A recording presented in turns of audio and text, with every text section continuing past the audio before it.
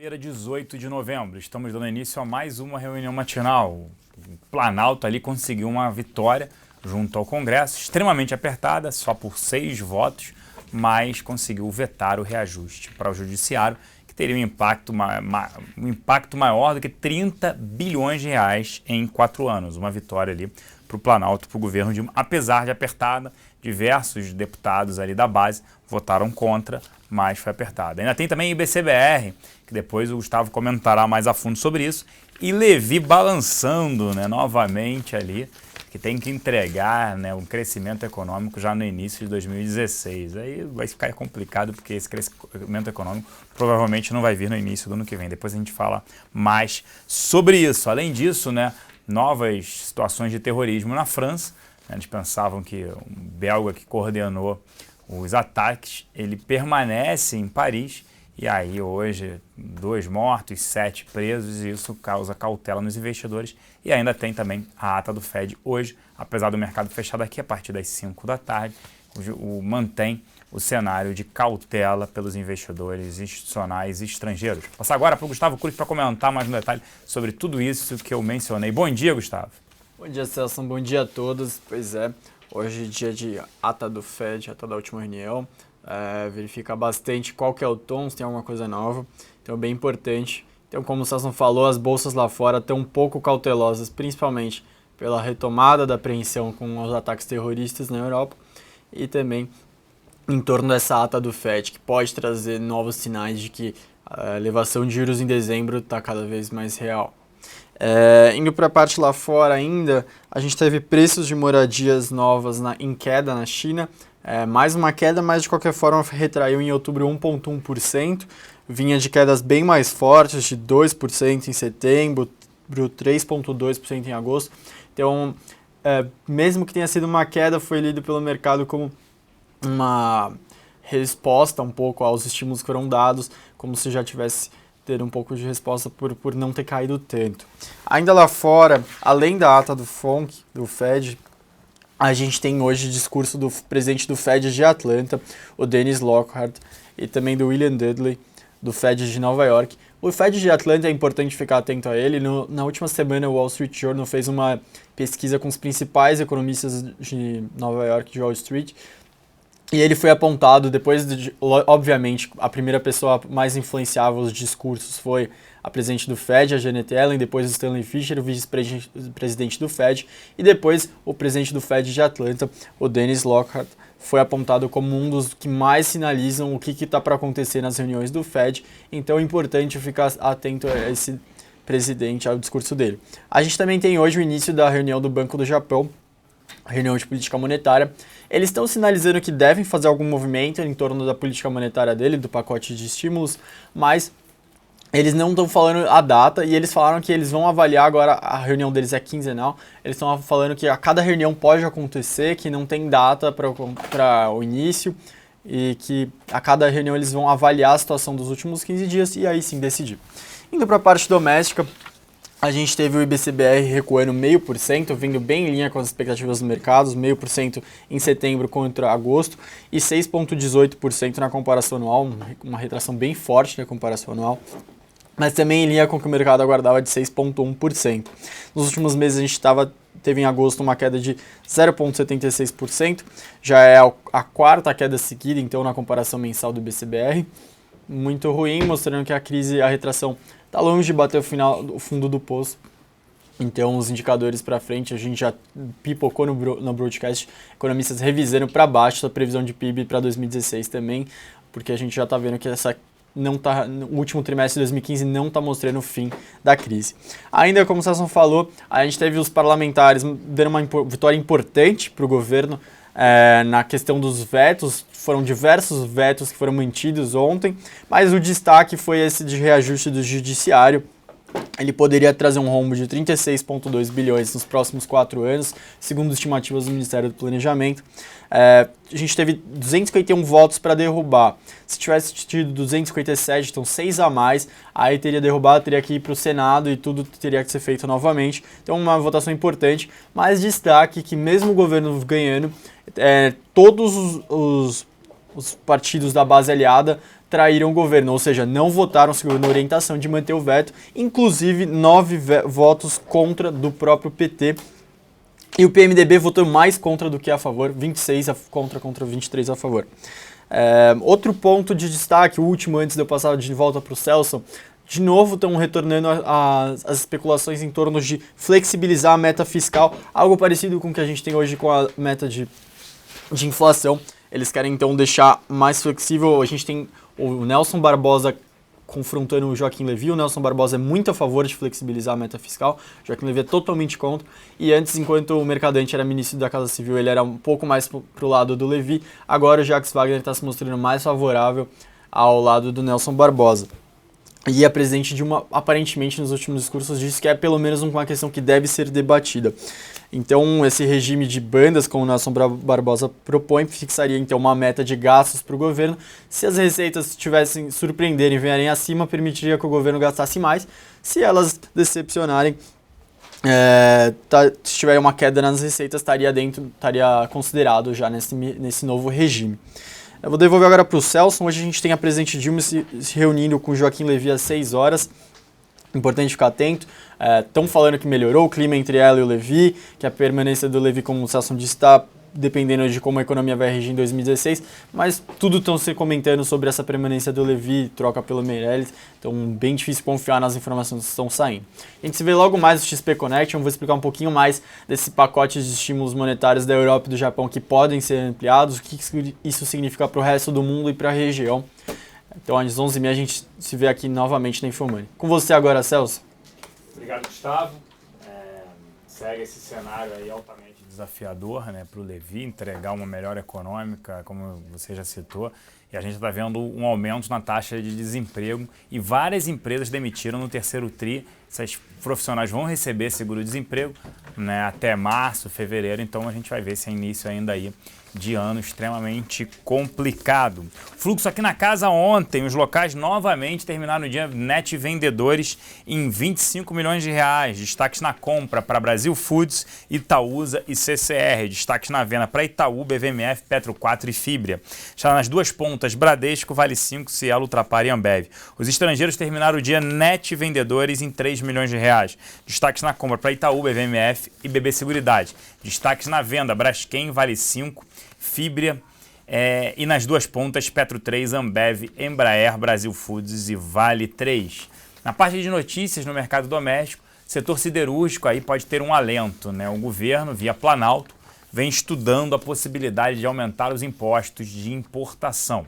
Hoje as tarifas de importação do setor siderúrgico, elas variam entre 8% a 14%. O governo gostaria de implementar para, entre aspas, proteger a indústria nacional, uma tarifa entre 15% a 20%. No mundo, as tarifas de importação de aço, na sua média, são de 3,2%. No Brasil, na média, 10% subiria para cima de 15% na média. Em vez de abrir a economia, novamente o nosso governo vem querendo tomar medidas erradas, querendo fechar a economia. Ah, mas é para proteger a indústria local. É, de novo, o bolso empresário, que só prejudicou quando em 2009 foi julgado que o país vivia a crise global, era só uma marolinha, deu no que deu, incentivo ao consumo, a crédito, hoje população endividada, crédito caro e restrito, e além disso, isso gera também inflação, porque quando você protege a indústria local, ela pode aumentar preço, porque a tarifa de importação de aço se tornou mais elevada. Então, mais uma medida extremamente absurda aí.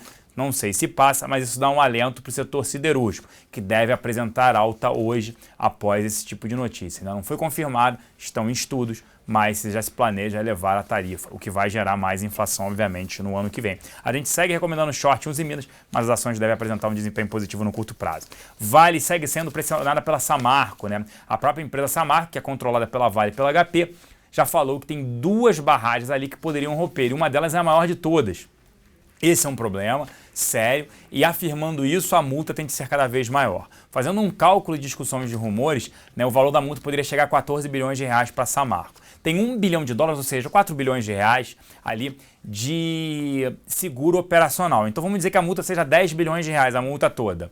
Se você dividir entre as duas, que 50% da Vale e 50% para a BHP, a gente está falando em 5 bilhões de reais. Isso representa 7% do valor de mercado da Vale. Óbvio, a ação já vem caindo, mas é óbvio que é um impacto relevante no ativo. A gente segue não recomendando, não por isso, mas muito mais pela desaceleração econômica da China, que deve manter os preços de minério baixos, estáveis, mesmo estáveis, isso seria ruim. Aumento de capital confirmado pela Gerdau, já saiu ontem, no final do dia a gente teve a informação. A Estácio anunciou uma aquisição, ela comprou a Faculdades Integradas de Castanhal, é uma faculdade no estado do Pará, é pequena, 26 milhões de reais, 2.700 alunos. Não foi isso que fez com que a ação subisse ontem 10%.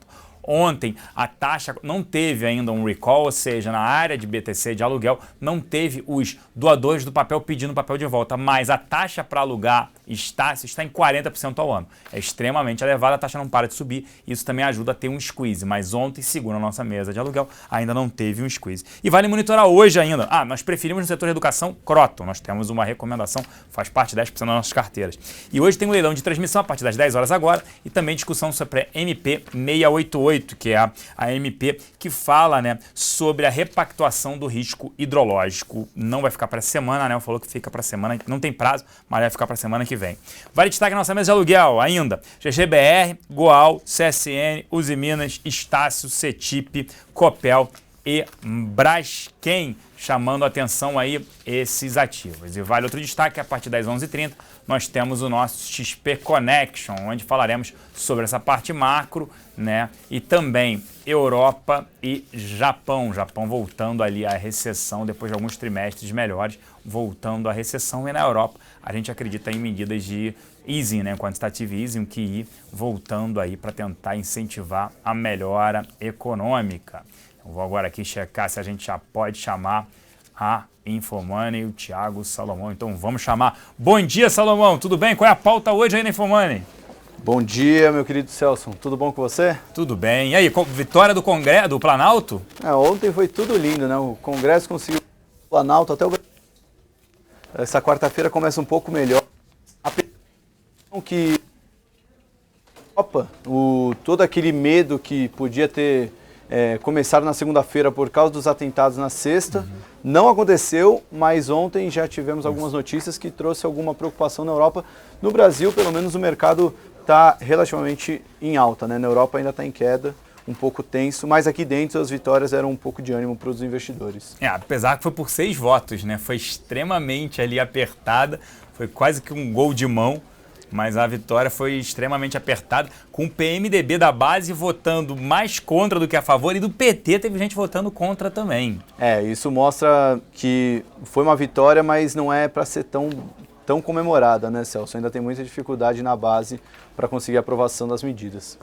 Permanece extremamente frágil, né, o governo, o Planalto, em relação à base aliada. E tem também o Levi voltando a balançar, né? Novamente ali, discussão do Levi podendo balançar, falando assim, você tem que entregar um crescimento econômico em 2016. Extremamente complicado e quase que impossível essa tarefa, né? O Levi vai ficar fora essa semana, vai ter agora, essa manhã vai estar no CAI, depois vai para Nova York, volta só dia 22. Eu não sei não, eu não ficaria tão tranquilo viajando, assim, 3 dias, né? Em meio a tanta turbulência. Vamos ver. É isso aí, Salomão. Uma excelente quarta-feira aí, um grande abraço. Muito obrigado, Celso. Até amanhã e bom XP Connection hoje. Obrigado. Bom, investidor, está começando o Infomoney na Bolsa. Agora são 10 horas e 7 minutos dessa quarta-feira, 18 de novembro de 2015. O mercado começa o dia relativamente em alta. Vamos dar uma olhada aqui no Ibovespa. O Ibovespa marca leve alta de 0,18, mas o índice futuro sobe 0,40. Chegando em 47.640, o Ibovespa Futuro abriu em queda, uma queda até expressiva, acompanhando os mercados lá de fora, chegou a cair 0,4 e da mínima para cá ele já subiu 0,81%, dá cerca de 400 pontos, mercado tentando subir, começou tenso por causa de tudo que aconteceu lá fora e parece que está digerindo as boas notícias aqui do Brasil. Lembrando que quando abrir Estados Unidos 12h30, esse cenário pode mudar, já que a pressão estrangeira vai vir com força e pode derrubar os preços. Passar rapidinho pela pauta do dia. Na Europa, o clima de tensão voltou à tona em uma operação no norte de Paris para a caça dos mentores dos ataques de sexta-feira. 2 pessoas morreram e 7 foram presas. Os 2 mortos seriam terroristas, incluindo uma mulher-bomba que teria se matado. 5 policiais ficaram feridos. Além disso, 2 voos da Air France que iam dos Estados Unidos para Paris tiveram que ser desviados por ameaça de bomba. E lembrando ontem que o jogo de Alemanha e Holanda foi cancelado também por uma ameaça de bomba, ou seja, o clima de tensão que não se instaurou no começo da semana parece que está voltando um pouquinho com mais força nessa quarta-feira. Bolsas europeias caem entre 0,2% e 0,7%. Ontem teve uma alta bem expressiva, hoje tudo isso está colaborando para uma realização no mercado. A China também trouxe um pouco de preocupação. As bolsas chinesas caíram cerca de 1%. O setor imobiliário teve uma forte alta, acompanhando os dados encorajadores de preço de moradia, mas isso tudo acabou sendo ofuscado pela declaração do presidente chinês, que advertiu sobre pressões negativas consideráveis sobre a economia local. Só lembrando, um bom termômetro para o consumo chinês acaba sendo o minério de ferro, que é o que acaba impactando diretamente, principalmente a Vale, a Bolsa Brasileira e as bolsas europeias também. O minério de ferro ontem caiu quase 4%, renovando o menor patamar desde julho. Hoje mostra uma boa recuperação, está subindo 1,7%, mas comparado com as quedas dos últimos dias, acaba sendo inexpressivo. Mesmo com a má notícia, ele está corrigindo hoje, mas o momento não é muito bom para o minério de ferro, que acaba impactando uma das maiores empresas da Bolsa Brasileira. Também em alta hoje está o petróleo subindo 1,5%, acho que é a commodity que ganha mais volatilidade nesse ambiente de tensão, de guerra. E lembrando que hoje, 1h30 da tarde, sai o relatório semanal de estoques de petróleo dos Estados Unidos. Isso pode trazer alguma oscilação no preço do barril. Ainda na agenda, hoje, 11 da manhã, dirigentes do Fed, como o Dudley e o Lockhart, vão fazer um discurso às 11 horas, pode dar alguma diretriz a mais sobre o que vai ser feito na política monetária norte-americana. E 17 horas, ata do FONC, agora com esse delay do horário de verão, a ata do FONC acaba não tendo tanto impacto na Bolsa Brasileira, tendo em vista que ele sai na hora que a Bolsa já está fechada. Mas é o documento da última reunião que pode dar uma diretriz a mais de por que os membros optaram pela manutenção dos juros nos Estados Unidos e, principalmente, se eles já dão algumas pistas de se os juros vão subir no mês que vem ou vai ficar só para 2016. Bom, a pauta doméstica bem movimentada. Primeiro a vitória do governo apertada, como o Celso já falou, parece uma vitória com gol de mão, aquela jogo suado, mas o Congresso conseguiu uma aprovação importante para o resultado do Brasil. Foram 2 importantes vetos da chamada pauta-bomba, o placar de 251 votos contrários, e se a oposição conseguisse 257 votos, obrigaria o Senado a votar e poderia impor uma derrota no governo. As 2 pautas bombas eram o reajuste do judiciário, que prevê uma economia de 36,2 bilhões até 2019, e a renúncia de imposto de renda para professor comprar livro, também até 2019, prevê uma economia de 16 bilhões de reais. O PMDB, destaque, né, que o Celso deu também, que teve mais deputados votando contra do que a favor do governo. Foram 26 votos contra o governo e 23 a favor. O PT também registrou traições com 9 votos contrários ao governo. A sessão deve ser retomada hoje às 11h30 para apreciar outros vetos, como que estende a aposentados e pensionistas o mesmo reajuste dado ao salário mínimo, que impacto fiscal calculado pelo governo seria de 11 bilhões de reais entre 2015 e 2019. A outra vitória, um pouco mais larga, um pouco mais tranquila, foi a aprovação da nova meta fiscal para 2015 na Comissão Mista do Orçamento. A CMO aprovou um déficit primário de 119,9 bilhões da União em 2015. A proposta pode ir hoje para o plenário e o Renan já agendou uma sessão do Congresso também para a próxima terça-feira para garantir a análise neste ano.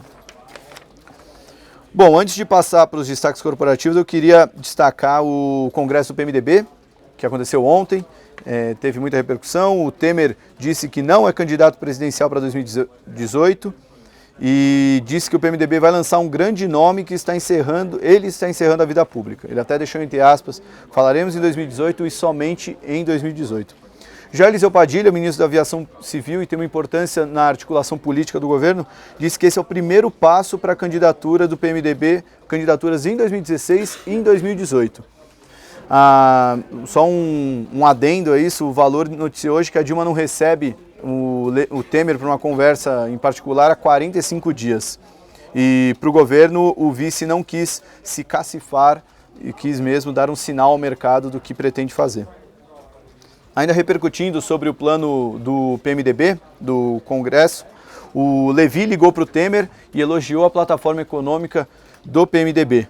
Por outro lado, o Meirelles também disse que gosta do programa do PMDB apresentado pelo Temer, isso informações do Estadão. Né? Você já vê que cada um o atual ministro e o principal candidato a seu substituto já querendo cavar um espaço em relação ao plano econômico do PMDB. E até comentaram também informações do Valor, que no começo da semana o José Serra fez um ataque pessoal ao Meirelles, falou que foi o pior presidente do Banco Central da história do Brasil. E, segundo informações do Valor, esse ataque é visto como uma vala de contenção, já que o senador é cotado para comandar a equipe econômica do PMDB em caso de impeachment e quer que o ex-Banco Central, que já foi do PMDB, fique longe da disputa. Fechando a pauta, o Celso já falou do Levi, que tem a permanência garantida se entregar crescimento econômico em 2016, o que está cada vez mais difícil. Já tem gente projetando uma queda maior no PIB ano que vem do que nesse ano. E ainda hoje o governo pode retomar uma discussão para criar uma meta fiscal mais flexível. Jacques Wagner é simpático à ideia que é defendida pelo Barbosa e o Levi, obviamente, já se mostrou contra isso desde a época que assumiu.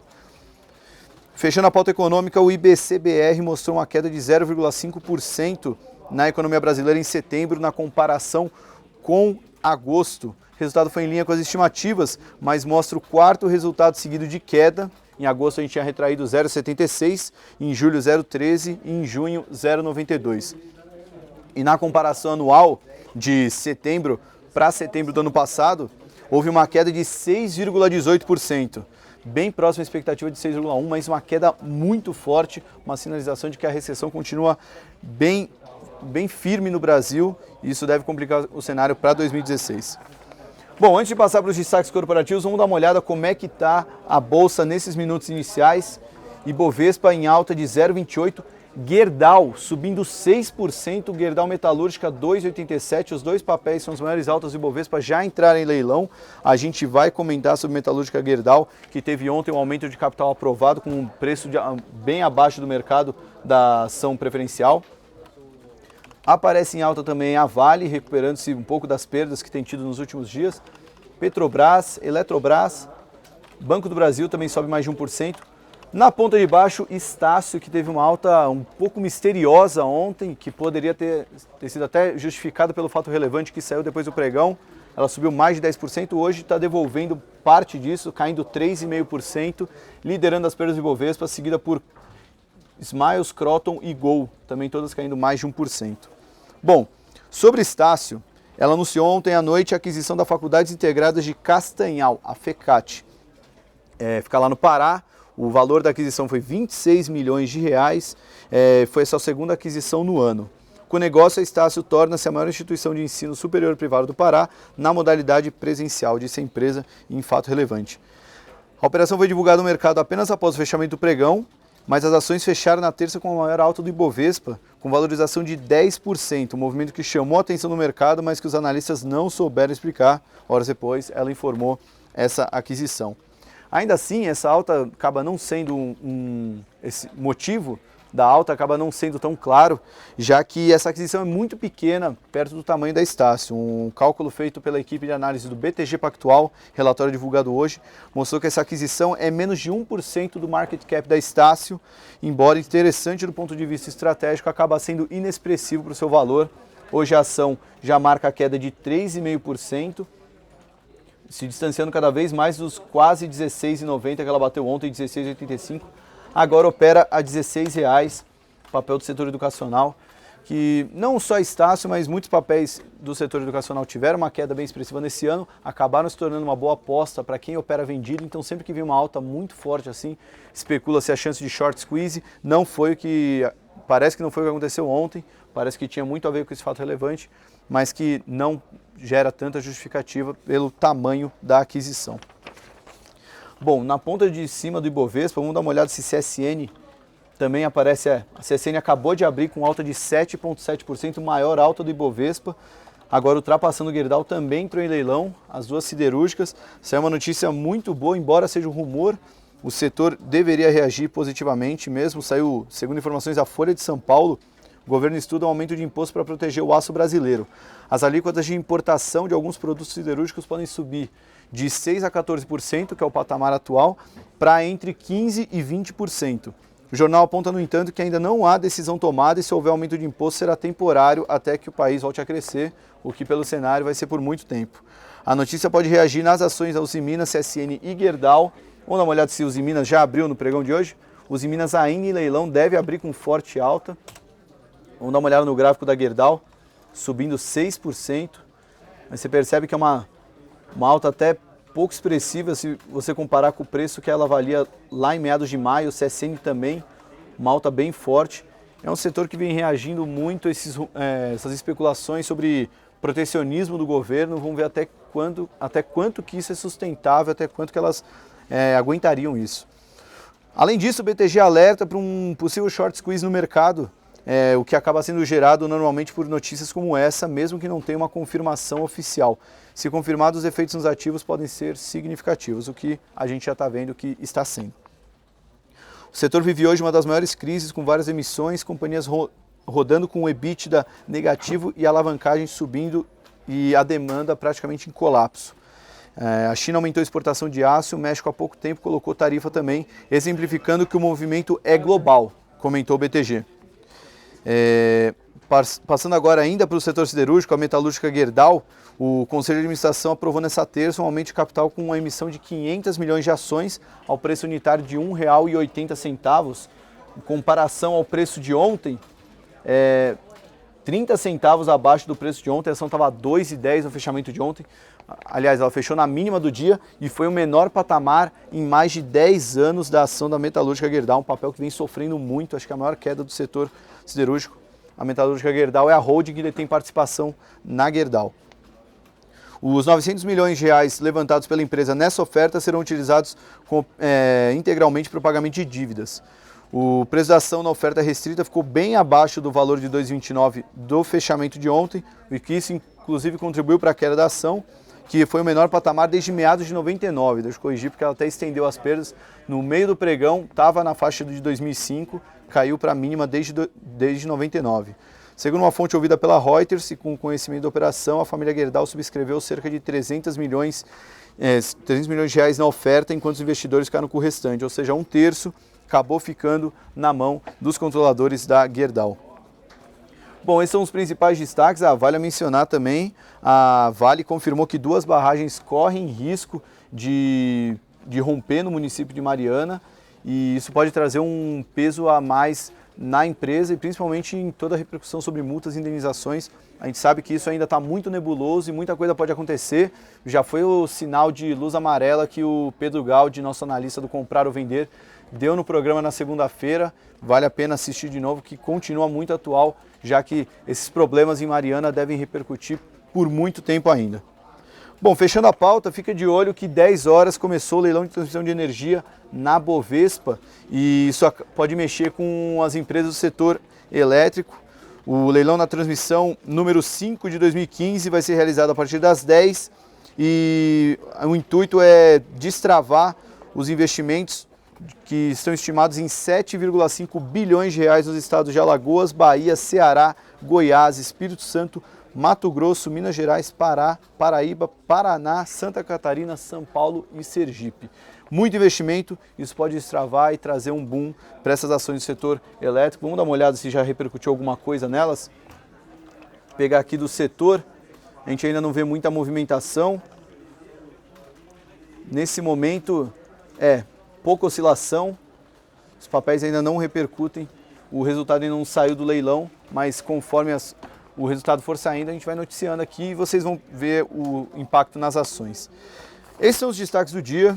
Fiquem de olho, 11h30, estoques de petróleo nos Estados Unidos, 11 horas, discurso do Federal Reserve, 12h30 abre a Bolsa Americana, e se mantiver o sentimento negativo lá fora, isso pode prejudicar o movimento de alta da Bolsa hoje, que nesse momento está na faixa de 0,20%, e 5 da tarde temos a ata do FONC, que pode dar novas pistas sobre se o Federal Reserve vai subir juros ou não.